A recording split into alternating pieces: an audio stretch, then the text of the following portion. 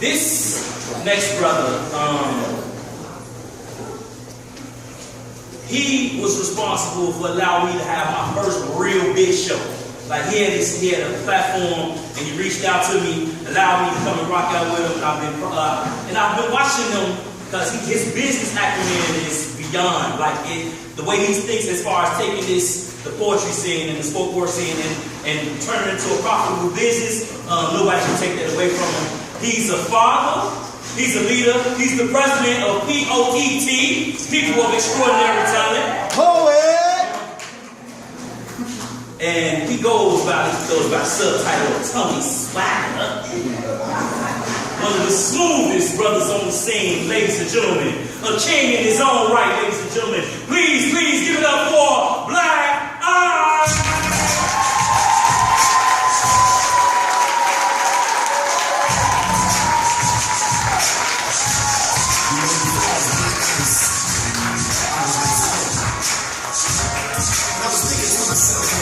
Anybody in this world, who would I be? I guess I'd just be me. I'm Blaq so proud. I've been tested, spiritually invested in. I've been nailed to the cross.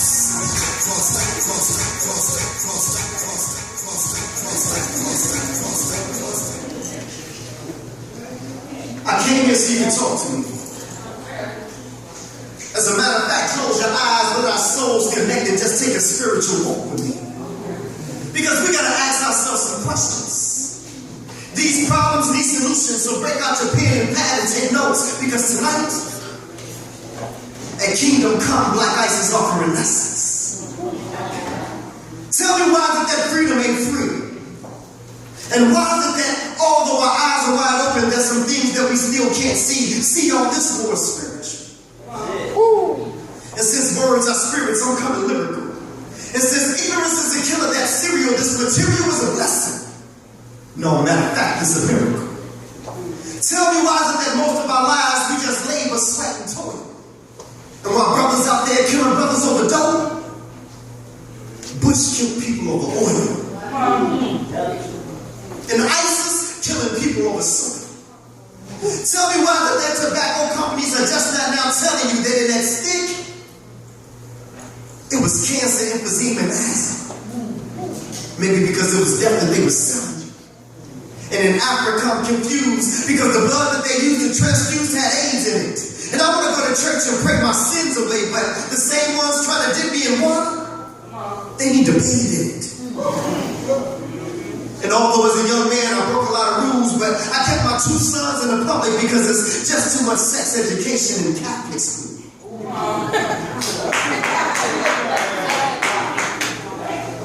And how can you justify killing an unarmed black man who told you more than 11 times that he couldn't breathe, or a man with his hands up and no guns?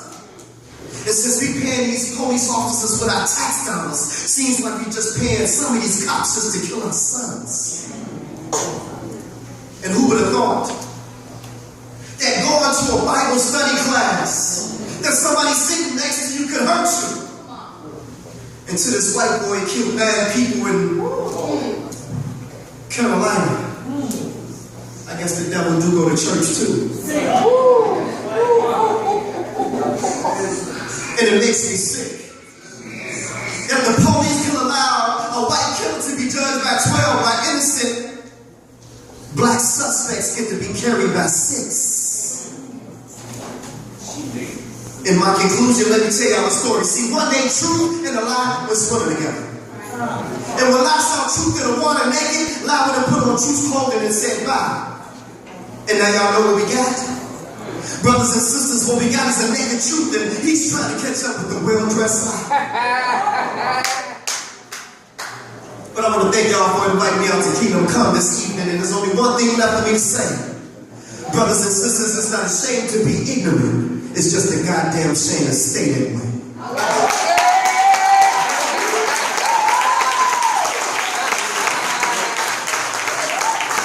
I need all the ugly people to be quiet.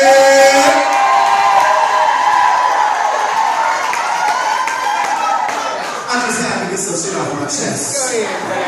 before I talk about fatherhood. Now, Mr. Hoodbrace, give it up for him also as well, and the Adams family. He wanted us to speak on kingdom come. Now, how do we make this kingdom come? What is this kingdom come? How do we make it come? When you wake up in the morning, and the first thing you think about is God, and you got God in your mind. And when you go to sleep at night, the last thing you think about is God, and you got God in your mind. See, then the king is on your dome, King Dome. I don't get it.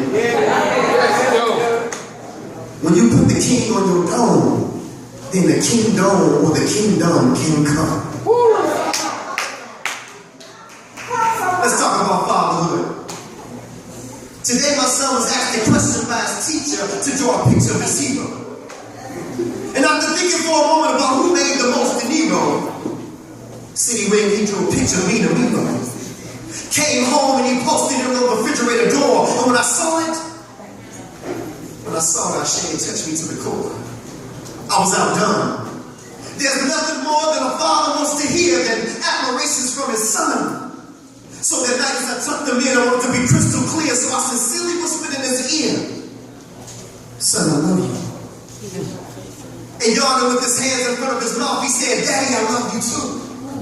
As he laid in front of me, I was touched. It was like a needle had stuck me in my arm and my blood was right in front of me, so I thought to myself, I wonder, does he really know for me what he has done? And does he know that I never could have been a father until he made me one?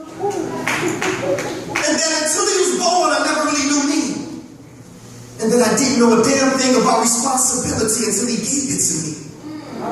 And that until he was born, my future was kind of dim, but now that he's here, my life has been extended because even when I'm gone, I can live through him. And although me and your moms don't get along, but that leaving you and your little brother in the house overnight sit alone was dead wrong, and he was strong enough to take the time out to take care of his little brother. It's just a shame that at 11 years old he had to play the role of the man of his mom's house. Yet with all these distractions, he struggled to keep his eyes on the prize while dealing with the everyday life of living in a low-income high-rise, not to mention dealing with his mother's addiction to drugs. But I swore my life that he would never be a statistic or listed as a thug. So when he would come home with me on the weekend, I would help to build his self-esteem. I allowed him to dream and taught him just what it meant to be a strong black king. And kept him away from all hurt, harm, and danger.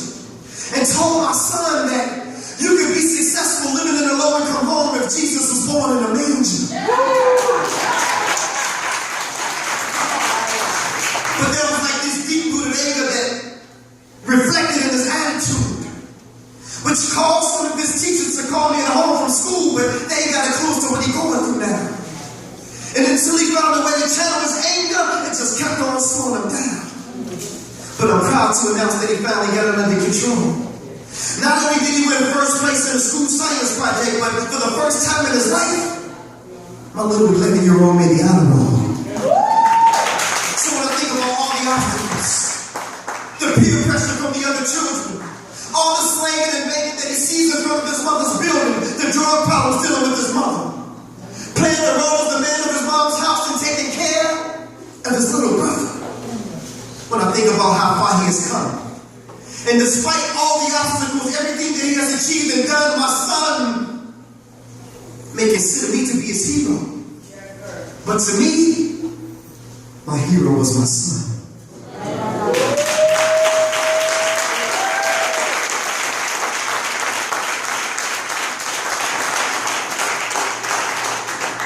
So that same son that I wrote that poem about, in 2007, was diagnosed with osteosarcoma cancer. And after going through the treatments of chemotherapy, and after going through the self-esteem problems of losing his hair and going through these problems and not being able to do what he used to do, going through the surgeries, after a year and a half from the time that he was diagnosed in 2007, September 3rd, 2008, I lost that same son that I just wrote that piece about and spit to you about to cancer. So when I think about fatherhood. I think about my son laying up in that hospital bed asking me, Father, is everything going to be okay?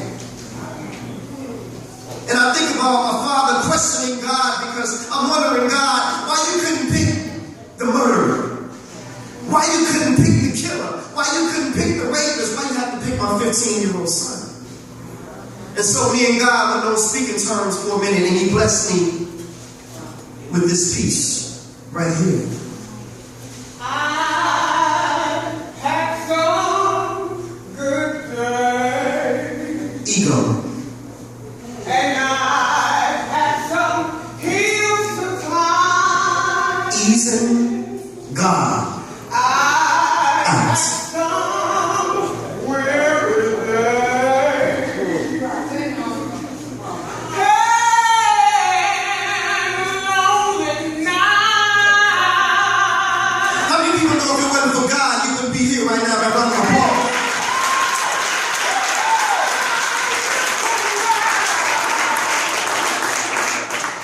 And when I think things have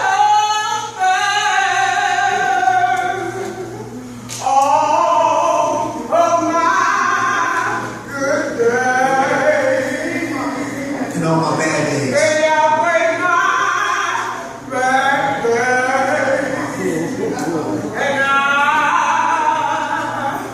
won't complain. Hey God, where you at? I've been looking for you. Seems like you've been avoiding me or something.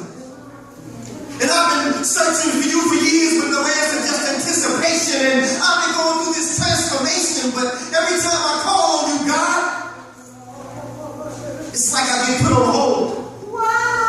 And they say that you hear all and that you see all, but it seems like you ain't never available, God, when I call.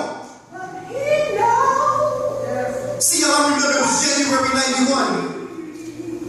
I had just left Simeon's Martin Luther King ceremony speaking. I wasn't feeling too well that day. Little did I know that all the while, my appendix had to leak. And worry you, God.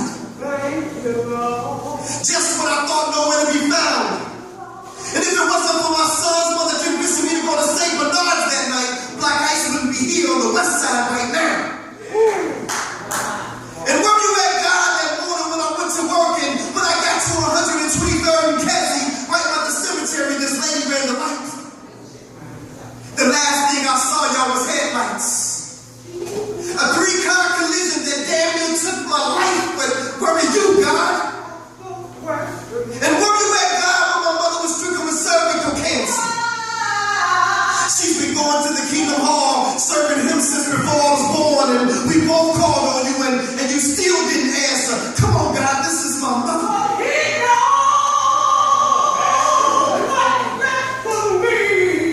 Tell me, is this how you treat all your sons and your daughters? And where you at, God, that day my son died? I stepped in the University of Chicago and I watched him come back twice. You could have intervened. You could have saved his life, but Thank you, Lord. where are you, God? Thank you, Lord. I won't complain. He said, okay, my son, I've heard enough. Now I know that times for you have been rough, but son, where's your faith? Seems like you only seek my face when you need me. For I am a full-time God, my son. Do you really believe in me? Well, if so, then you would know that I am the creator of the universe. All that you see from the highest heights of heaven to what you have discovered beneath the earth. See, I am the God of Abraham, Isaac, and Jacob. I am the God of Moses, Lot, and David.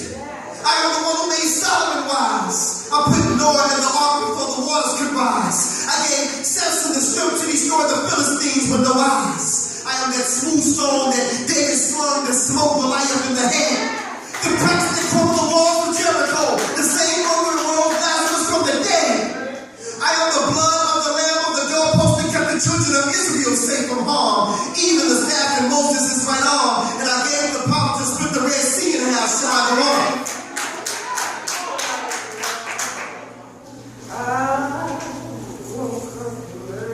I I said, please forgive me, Father. He said, no, son. I already have. But see, like Jonah, you've been running from your mission. I've been trying to reach you and speak to you for years, but your ego just wouldn't let you listen. When your opinions were spreading poison through your body, I was the voice that spake to your sons for the warning you. And do you remember what you promised me, my son? Yes, Lord, I do. I promise you that if you allow me to make it through, then I will turn my life over to you. But what did you do? You continue to play. So I spoke to you again in the form of a 3-car collision, but I allowed you to walk away that day. And have you ever asked yourself the question why the accident was by a grave site? I was showing you that the road that you were traveling on ended at the cemetery if you didn't change your life. But you still didn't listen. And as for your mother's cervical cancer, I am the reason why your mother's cancer is in remission. And I know your son's gone. But his body was sick, so I relieved him of his pain and I called him home. And yet and still I stayed by your side. All those moments that you felt alone, yet you still rejected my truth. If you only could have put your ego to the side and listened to all those whom I sent to you. Lord, you mean to tell me why all the while I was waiting to hear from you? You were sending me messages through all those whom I rejected. Yes, my son, this is true.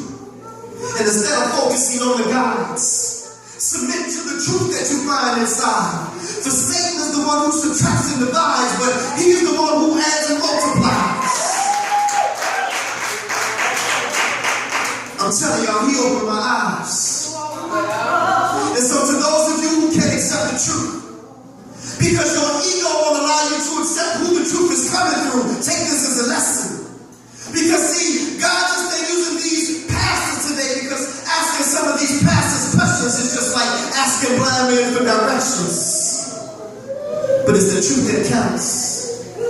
And see, family, in this case, my ego just wasn't my ego, but my ego was easing God out.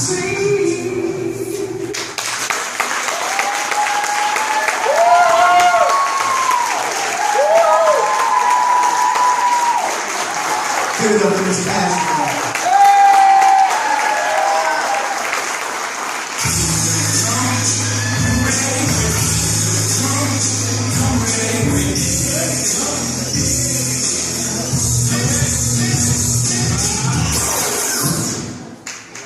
Ladies and gentlemen, Blaq Ice.